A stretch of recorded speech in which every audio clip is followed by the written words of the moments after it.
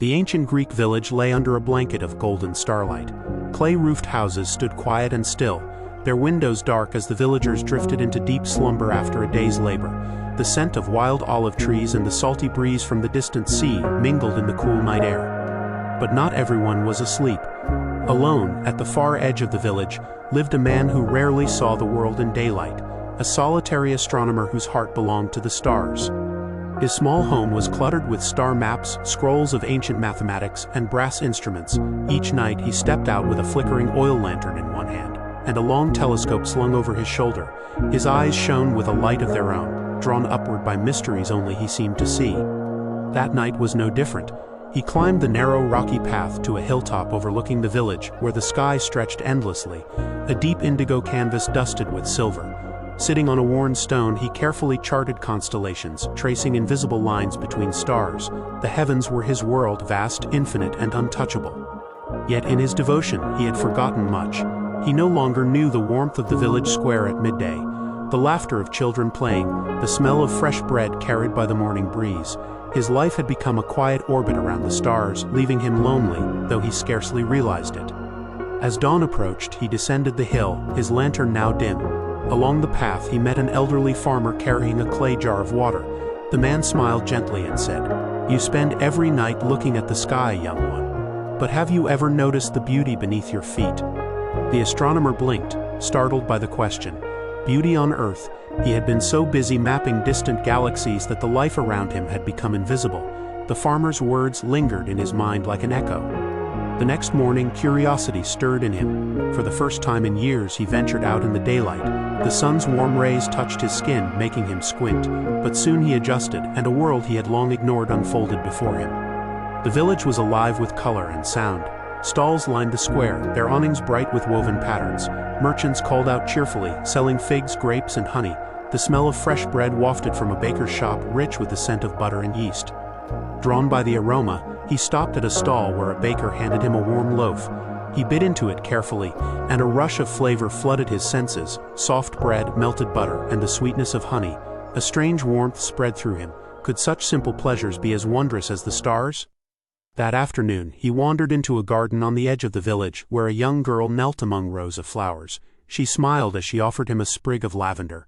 The garden was a sea of color: white lilies, deep purple irises, bright red poppies, and the air was heavy with their perfume. He stood still, overwhelmed. For so long he had searched the heavens for beauty and truth, yet here, in this little garden, he found a mystery just as profound. As evening approached, he returned to his favorite hill. This time he did not rush to unpack his telescope.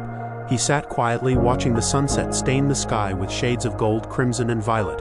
Birds sang their last songs of the day, and the breeze carried the scent of olive groves. For the first time he felt the earth speaking to him as clearly as the stars. That evening marked a quiet turning point in his life.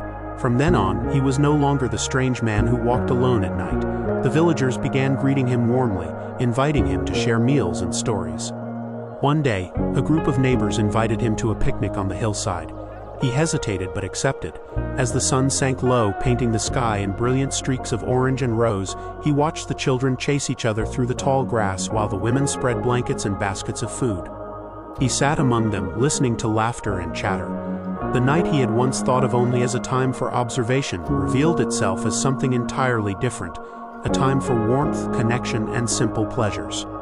An elderly woman handed him a ripe peach. He bit into it, and the sweet juice ran down his chin.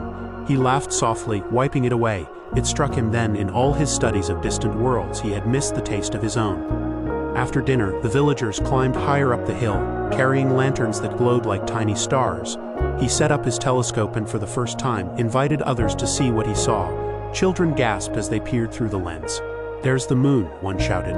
"And that's a star," another exclaimed. The astronomer smiled. The stars he had spent his life charting no longer felt like a private secret. Tonight they were a gift he could share. The night deepened, but instead of cold loneliness, the darkness brimmed with joy and voices. He realized that the truth he had been chasing in the heavens also existed here. In the warmth of community, the beauty of earth, and the gentle rhythm of life. From that night forward, his life became a balance. He still spent nights mapping constellations. But now he also woke early to stroll through the market, greet his neighbors, and help children learn about the sky. He came to see that the grandeur of the universe was mirrored in the small wonders of his village. One evening he invited his new friends to join him for a stargazing feast. They carried baskets filled with bread, olives, and figs, climbing the hill as the sky darkened. Lanterns swung gently in their hands, casting golden halos on the path. When they reached the summit, everyone lay back on the grass, gazing upward. The children counted stars while he named constellations and told their stories. "Will you tell us stories about the Earth too?" one little girl whispered. He chuckled softly. "The Earth's stories," he said, "are just as magical as the stars." The scent of lemon blossoms floated on the breeze as they all fell quiet, the sky glittering above like a jeweled dome. For the first time in his life, the astronomer felt whole. The stars had taught him to dream, but the earth had taught him to live. That night he made a promise. To teach the children not only to look up but also to look around, to see that the wonders of the universe began right beneath their feet. From then on, his life became a harmony of sky and soil, science and love, solitude and community. In the endless dance of day and night he found peace. A man who had once belonged only to the stars now belonged to the world. When the Romans abandoned Britain in 410 CE, Londinium, once a bustling port of 60,000 souls, fell silent. The well-paved streets and towering stone walls stood as relics of a fading empire, overgrown and deserted. For nearly 2 centuries, the great Roman city lay in decline, its former glory eroded by neglect and waves of Saxon raids, yet London's story was far from over. By the 7th century, a new settlement emerged upriver, Londonage, a modest Anglo-Saxon trading village. It bustled with activity, its markets alive with goods from across Europe. Salt, cloth, and wine exchanged hands beneath wooden stalls. The Thames remained London's lifeline, a vital artery for trade, as ships carried wealth and culture along its murky waters. But this rebirth came with peril. Viking longships carved their way up the river, their dragon-headed prows striking fear into the hearts of merchants. To protect themselves, the Saxons returned to the ruins of the Roman city, fortifying the ancient London Wall. The ghosts of Rome's past became the foundation of London's future. The coming of the Normans in 1066 marked another seismic shift. William the Conqueror, wary of rebellion, left little to chance. He built the Tower of London, a symbol of Norman dominance that loomed over the Thames like a watchful sentinel. Nearby, Westminster Abbey rose as a spiritual and royal center, where kings would be crowned for centuries to come. Medieval London grew steadily, attracting merchants, artisans, and foreign traders. Its population hovered around 15,000, a bustling hub for its time, but narrow streets and timber houses made it a tinderbox for disaster. Despite frequent fires, disease, and political turmoil, London thrived. By the 13th century, it was England's beating heart, a city where the crown's ambitions and the people's voices clashed. Guilds regulated trade and markets overflowed with goods from distant lands, yet the city's growth was shadowed by violence. Pogroms targeted Jewish communities, and outbreaks of plague struck fear into every household. The Black Death of 1348 devastated London, killing nearly half its population. The once busy streets echoed with silence as carts piled high with bodies rattled through the alleys. In time, London recovered, but scars remained. By the late Middle Ages, the city was a patchwork of bustling markets, towering churches, and decaying wooden homes. It was a place of contradiction, both a hub of wealth and power and a breeding ground for disease and unrest. Beneath its Gothic spires and cobbled lanes, the city simmered with ambition, preparing for the dawn of a new age. The year 1485 marked a turning point. With the rise of the Tudor dynasty, London stood on the threshold of transformation. The medieval city that had weathered Viking invasions, Norman conquest, and plague was now poised to enter a period of cultural renaissance and explosive growth. The foundations of modern London had been laid, its story written in blood, fire, and stone. When Henry VII claimed the throne in 1485, London stood at the edge of transformation. The medieval city was cramped and chaotic, its skyline dominated by church spires and the looming Tower of London. But under the Tudors, wealth and ambition poured into its narrow streets. The Thames became a glittering highway crowded with barges carrying nobles, merchants, and goods from across the world. By the reign of Henry VIII, London had become the center of political intrigue. The king's grand ambitions reshaped the city. He dissolved monasteries, seizing their wealth, and turned religious houses into royal palaces. The once sacred spaces became symbols of power, while London's merchants grew rich on international trade. In the bustling markets of Cheapside, silk, spices, and exotic goods arrived from far-off lands, cementing London's role as a global hub. The Elizabethan age brought cultural brilliance. Under Queen Elizabeth I, theaters flourished, and none shone brighter than William Shakespeare's Globe Theatre, a wooden O on the south bank of the Thames. Crowds of every class flocked to see history plays and tragedies, their laughter and gasps echoing through the open-air playhouse. London had become a stage in itself, a city of art, ambition, and danger. But danger was never far away. Plague outbreaks frequently closed the theaters, and death stalked the alleys. As the 17th century dawned, London's population surged past 200,000, making it Europe's largest city. Timber houses leaned precariously over twisting streets, while new brick mansions signaled wealth and status. Under the Stuarts, grandeur reached new heights. King James I commissioned grand buildings, and coffeehouses became the pulse of intellectual life, where merchants and thinkers gathered over steaming cups of the exotic new drink. But beneath this glittering facade, tensions brewed. The English Civil War, 1642 to 1651, tore through the country, and London was at its heart. Parliamentarians fortified the city with massive earthworks, and royalist sympathizers were hunted in its streets. When King Charles I was executed in 1649, a stunned silence fell over London. The monarchy itself had fallen, yet by 1660, the city roared back to life with the restoration of Charles II, and theaters reopened with daring new plays and fashions. Then came disaster. In 1665, the Great Plague ravaged London, killing over 100,000 people. The city reeked of death, and "Bring out your dead" became a haunting cry. Just 1 year later, the unthinkable struck again. The Great Fire of London, starting in a baker's shop on Pudding Lane, the inferno consumed more than 13,000 homes and 87 churches, leaving much of the city in smoldering ruins. But from this devastation rose a new London, one of stone and brick with wide streets and grand designs. Sir Christopher Wren's St. Paul's Cathedral became the centerpiece of a rebuilt city, its dome a symbol of resilience. By 1700, London had transformed. No longer a medieval town, it was now a thriving capital of empire, its docks teeming with ships, its streets alive with merchants, scholars, and beggars. From Shakespeare's plays to the soaring dome of St. Paul's, London had forged its identity through fire, plague, and ambition, a city reborn and ready for a new age. The boy king Tutankhamun came to power in a kingdom desperate for stability. His father, Akhenaten, had upended centuries of tradition with his devotion to Aten, leaving Egypt divided and chaotic. Tutankhamun, barely more than a child, restored the old gods, bringing back Amun's priesthood and the grandeur of traditional worship. Yet for all the splendor surrounding his reign, the boy pharaoh himself was frail and sickly, a tragic symbol of the royal family's obsession with keeping bloodlines pure. Modern science has uncovered what ancient whispers suggested. Tutankhamun's body bore the marks of severe inbreeding. DNA studies reveal that his parents were siblings, a practice common in Egypt's royal household to preserve their divine essence. The consequences were devastating.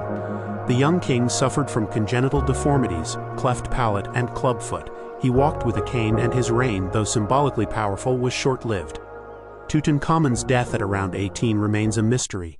Some scholars believe illness or infection claimed him. Others point to evidence of a fractured skull, hinting at assassination. Whatever the cause, his burial was rushed, his tomb far smaller than those of other kings, yet this seeming misfortune preserved him. For over 3,000 years his resting place remained hidden beneath rubble in the Valley of the Kings, untouched by robbers. When Howard Carter discovered the tomb in 1922, the world was stunned. Inside lay a treasure trove of unimaginable wealth. Golden thrones, jeweled daggers, chariots, and the iconic mask of solid gold that became a symbol of ancient Egypt itself. Tutankhamun's name, once nearly forgotten, was immortalized, not for his power in life, but for the secrets his tomb revealed. But behind this dazzling discovery lay a darker truth. Tutankhamun's treasures were not a sign of universal prosperity. They were the fruits of a system built on exploitation, on the labor of thousands who toiled under the desert sun. Egypt's grandeur came at a steep cost, and nowhere is this clearer than in the reign of Ramses II, the warrior pharaoh. Ramses II, the Sun King of the Nile. Ramses II, remembered as Ramses the Great, ascended the throne during Egypt's New Kingdom, an age of expansion and unparalleled wealth. He reigned for over 6 decades, longer than almost any other pharaoh, and used his time to etch his legacy in stone. Temples, statues, and colossal monuments bearing his name covered Egypt, proclaiming his divine right to rule. His most famous achievement was Abu Simbel, a temple complex carved into cliffs overlooking the Nile. Its colossal statues of Ramses, each towering over 60 feet high, were not merely works of art, they were political propaganda, designed to awe subjects and intimidate enemies. The king's image was everywhere, a reminder that Ramses was both man and god, a living sun on earth. Yet his ambition was not limited to architecture. Ramses II was a warrior king, leading Egypt's armies into battle against the Hittites at Kadesh in one of the largest chariot battles in history. The battle was inconclusive, but Ramses proclaimed it a grand victory, immortalizing his heroism in temple reliefs. Through sheer force of narrative, he transformed a stalemate into legend. For all his greatness, Ramses' reign also revealed the oppressive weight of divine kingship. His building campaigns were so vast that they strained Egypt's resources and labor force. Peasants and artisans spent their lives serving his vision, carving his likeness into mountains and constructing monuments meant to last forever. The glory of Ramses II came at the expense of countless nameless workers. Even Ramses, for all his godlike image, could not escape mortality. When his mummy was uncovered millennia later, it revealed an old man who had outlived many of his own children. His reign, while glorious, marked the beginning of a slow decline for Egypt. The empire he had fortified with temples and treaties would eventually crumble under external pressures and internal decay. Tutankhamun and Ramses II embody the paradox of pharaonic power. A boy who ruled briefly but became immortal through archaeology, and a king whose towering achievements masked the fragility of his empire. The pharaoh's story was one of extremes: wealth beyond imagination paired with suffering, divine status entwined with human frailty. Each ruler sought to cheat death with monuments, gold, and sacred rituals, yet none could escape the truth. Their bodies would wither, their empires fade, and even their tombs would be plundered. Still, Egypt's rulers clung to hope. They filled their tombs with amulets, spells, and sacred figurines to serve them in the afterlife. Retainer sacrifices, once common, had been replaced by Shabti dolls, miniature servants enchanted to labor for their masters in eternity. Over time, this evolution reflected not just practicality, but a shift in belief. The pharaoh's soul was no longer secured by blood sacrifice but by magic and faith. As the Valley of the Kings filled with secret tombs, a cat-and-mouse game emerged between priests and robbers. Priests guarded tombs and sometimes reburied royal mummies in hidden caches to protect them from desecration. Yet greed was relentless, and even the mightiest pharaohs could not keep their treasures safe. By the twilight of the New Kingdom, Egypt's grandeur was crumbling, but the legend of divine kingship endured. The pharaoh was more than a ruler. He was a bridge between heaven and earth, a symbol of eternal order in a chaotic world. And even in death, his story was far from over. The sands of time were shifting. The pharaoh's age of splendor was drawing to a close, leaving behind echoes of power, faith, and ambition that would resonate for millennia. The golden age of Egypt had reached its zenith under the mighty Ramses II, but even the sun at its highest point must set. After his death, the empire he had fortified with monuments and treaties began to fracture. Successors sat on the throne, but none commanded his authority or vision. The power of the pharaoh, once absolute and divine, now flickered like a fading torch. Egypt's priests grew stronger, amassing wealth and influence while the throne weakened. Foreign invasions tested the kingdom's strength. Libyan warlords, Nubian kings, and eventually Assyrian and Persian armies pressed against Egypt's borders. Even within its own land, famine and corruption eroded the stability pharaohs had worked so hard to maintain. The Nile's life-giving floods became unpredictable, and the great building projects that had once symbolized divine order slowed to a crawl. The once mighty pharaoh, who had been the embodiment of gods, found himself increasingly reduced to a ceremonial figurehead. Temples still rang with chants and incense, but behind the walls the magic of divine kingship was crumbling. Pharaohs who once commanded armies and moved mountains of stone now relied on foreign mercenaries to defend their thrones. And yet, even as their power waned, the pharaohs clung desperately to the rituals that promised immortality. Tombs in the Valley of the Kings grew more elaborate, their walls covered in vivid paintings of gods, demons, and spells meant to guide the ruler's soul through the treacherous underworld. Papyrus scrolls of the Book of the Dead detailed every step of the journey, weighing the heart against the feather of Ma, navigating lakes of fire, and passing through gates guarded by terrifying spirits. But reality often mocked these dreams. Tomb robbers, driven by poverty and hunger, tunneled into royal resting places, smashing coffins and scattering treasures. Even priests, once guardians of the dead, resorted to removing mummies from their tombs, hiding them in secret caches to protect them from desecration. When archaeologists uncovered these caches centuries later, they found pharaohs stripped of their jewels, their bodies patched and rue-wrapped. Gods once worshipped had been reduced to relics of survival. This decay of divine kingship revealed a sobering truth. Even the most powerful rulers could not conquer time. Despite their monumental efforts, pharaohs were as mortal as the farmers who built their tombs. Their quest for eternal life, though rich with faith and beauty, was ultimately a struggle against the inevitable. Yet paradoxically, this very struggle made them immortal in another way. The pyramids, temples, and treasures they left behind captured the imagination of future generations. When explorers and archaeologists began unearthing Egypt's secrets, the pharaohs rose from their dusty tombs into a new kind of eternity, one not bound by magic but by history. The duality of the pharaohs. The pharaoh's story is one of contradictions. They were gods and men, warriors and priests, tyrants and visionaries. Their power was absolute, yet their lives were riddled with paranoia and betrayal. Magical amulets and curses could not shield them from assassination plots or disease. They lived in palaces of gold but often died young, their corpses preserved in painstaking rituals that could not stop decay. Their reigns were as much about performance as politics.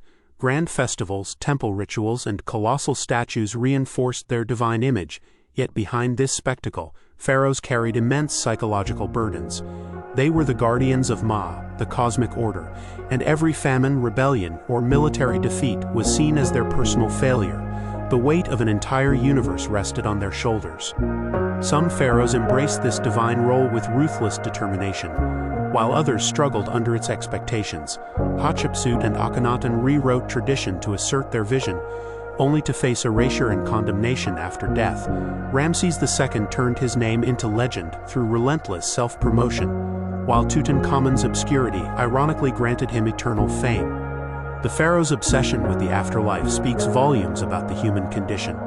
Their monumental tombs were not just expressions of wealth, but symbols of hope that life's achievements and relationships could transcend mortality. Their culture poured unimaginable creativity into bridging the gap between life and death, leaving behind some of the most iconic wonders the world has ever seen. The eternal fascination.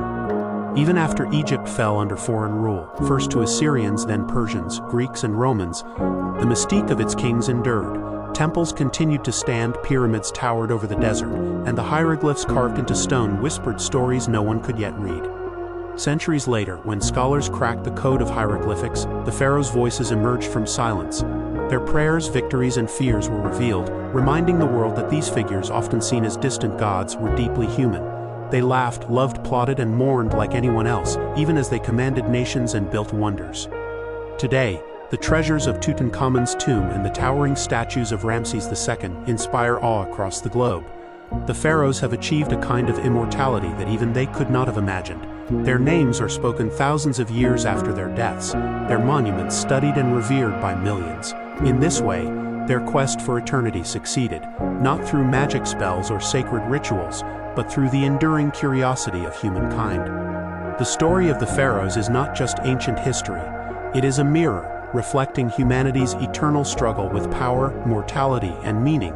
We may no longer worship kings as gods, but their legacy lingers as a cautionary tale and a source of wonder. The Nile still flows past the ruins of temples and tombs, whispering their secrets.